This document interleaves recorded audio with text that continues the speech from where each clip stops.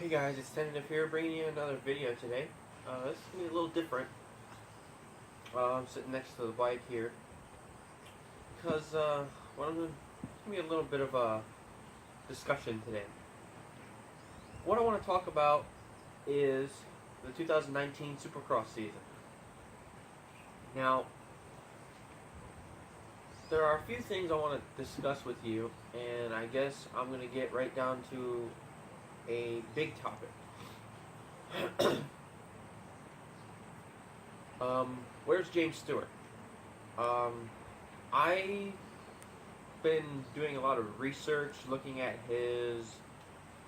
Basically, I'm looking at all of his social media right now, trying to figure out what he's up to. And the bottom line is this: he has a baby coming, another baby coming. He's in his 30s now, and he has a contract with Honda. Just Honda. All I saw was he signed a contract with Honda. It didn't give me a specific team. I don't know if it's HRC or Geico or whatever it is. On all of his bikes, he was testing at the JS7 compound. He's had number 7. But I saw he made a post a little while ago, not today, a little while ago, but I don't know how long ago. He posted 16 and the strong arm emoji. Now, I don't know what that means. I don't know if he's going to be number 16 or what's going on. But rumors are going around he's going to be number 16, but no one knows if he's going to be returning for Supercross. I really hope he does. I would really like to see him come back and make a huge statement after being away for 1 year, which was last year.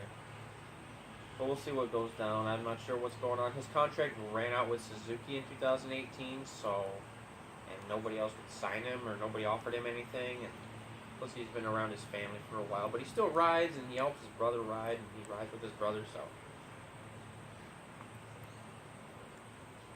Speaking of his brother, Malcolm is now with Honda. So that's going to be interesting. And now my favorite topic is Chad Reedy. He sold all of his Husqvarnas. Somebody's honking their horn. It's really annoying. He sold all of his Huskies, and he is now... Dude. Anyway, he sold all of his Husqvarnas, and he raced the Ironman outdoor season with JGR Yoshimura Suzuki factory team.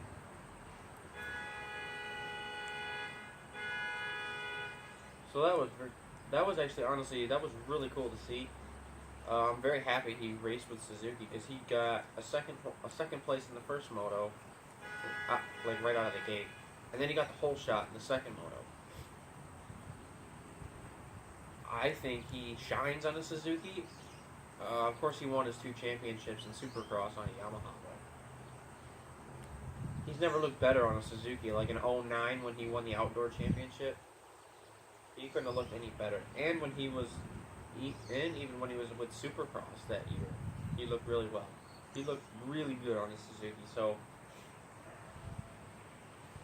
Hoping to see him back on a Suzuki. I think he will definitely contest the championship. I think he'll play a huge significant role in the championship in terms of points. He'll probably be up there. He'll probably be top 3 in the points race. Also, Tomac, still with Kawasaki, coming off an outdoor championship. Off back-to-back outdoor titles. He's going to be strong this year. I hope he doesn't go down and bow out like he did, or have anything stupid happen to him like in 2018. Tomac will be up there contesting for the title. Anderson, our defending champion, will obviously contest the title. He's got the number 1 plate. He's going to be riding hard, trying to defend it, go back-to-back years. Muscan, I know he's going to have. He's going to be up there too, top three, along with Tomac or Anderson. Now, I know I said top three and I listed 4 people. One of those guys is going to fall. And honestly, I have a feeling it's going to be Tomac because he's got, 21 wins in Supercross and he hasn't won a title yet. And it's always because he chokes or he goes down and then gets hurt. Or just simply he gets beaten. I simply think he's just going to get beaten, even though he is fast. He's the fastest guy out there a majority of the time. But I think he's going to end up getting beat by our other competitors, Reed, Muscan, Anderson. So, speaking of Tomac, he has a teammate now, Aaron Plessinger. Or not Aaron Plessinger. Well, I actually want to talk about him first. Aaron Plessinger came off of his 2018 Supercross title and outdoor title. And he is now in the 450 class with the same team, Monster Energy Yamaha. He is going to be... I don't think he's going to be in the points race, but I think he's going to be top 5.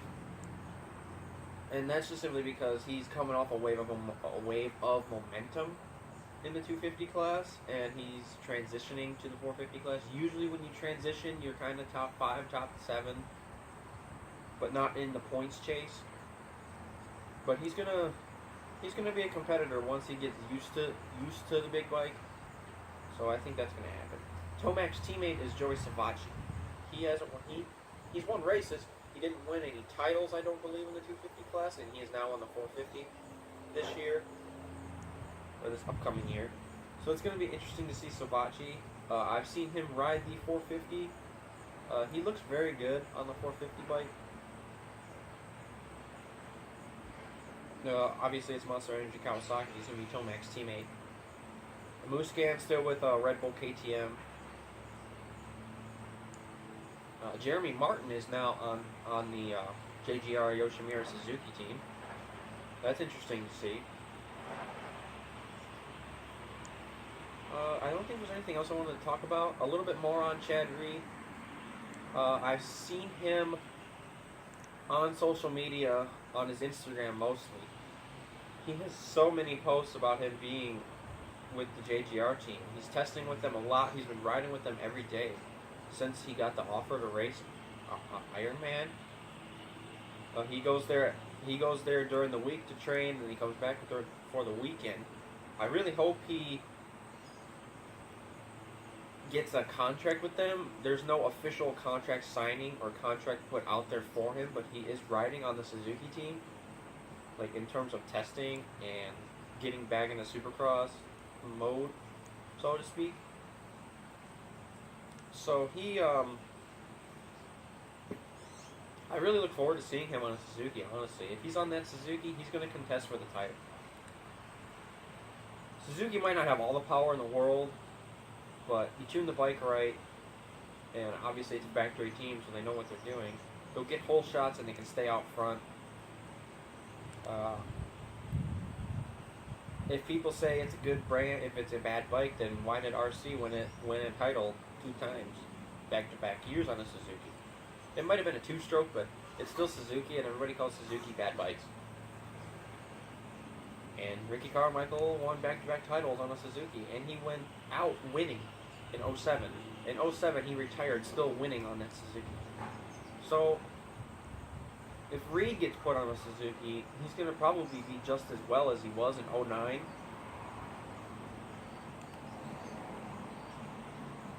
Even if he comes in second, I'm sure that would still be, even third. That would still be a huge motivation for him coming off in 2018 with his ankle injury.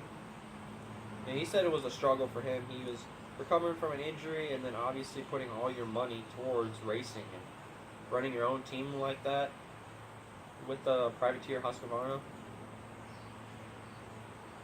It was interesting to see him on a Husky. I would have rather seen him on a factory team. So, let's see. I'm pretty sure that's all the topics I want to talk about today.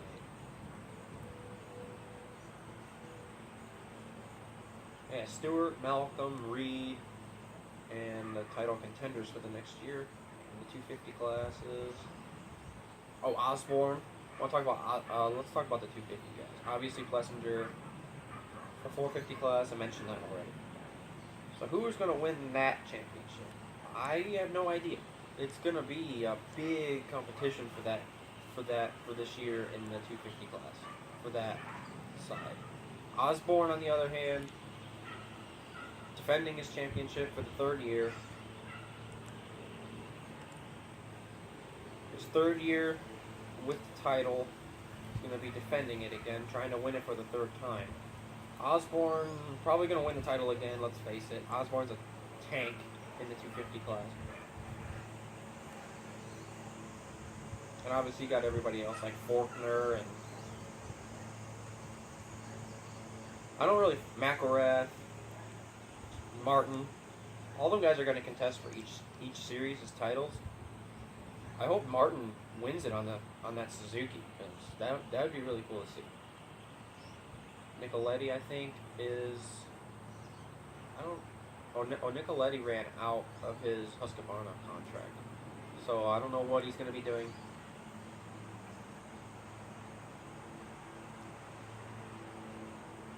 So yeah, I mean that's pretty much it. It's been tentative here, and Big Blue over there, looking mighty crispy, even though she's a little dirty. I went out last weekend. Little update on me.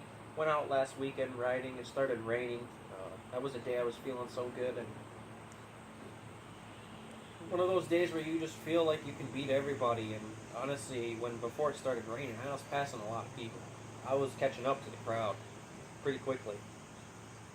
I wasn't jumping a big triple back there or a step-up double, because the step-up double on that track I ride is pretty sketchy. One of my friends already went down and got hurt on that step-up double, so I don't hit it all the way. I land on the top of it's almost like a tabletop, but it angles up just a little bit. I always land on the platform of the lander. I can just kind of like step off of it. It's kind of cool. I take the low side of the jump because it's angled where you can either launch it or kind of step onto it and then kind of step down. I usually land on the platform. But the big triple there is it's a big jump. It's pretty scary. I'll double it. I usually double it and single it. Honestly, that's like the faster line, because a lot of people take that. A lot of people in my class will just scrub it and triple the whole thing, but I scrubbed the double and then I scrubbed the single, and I stay so low to the ground. It's basically the same speed line.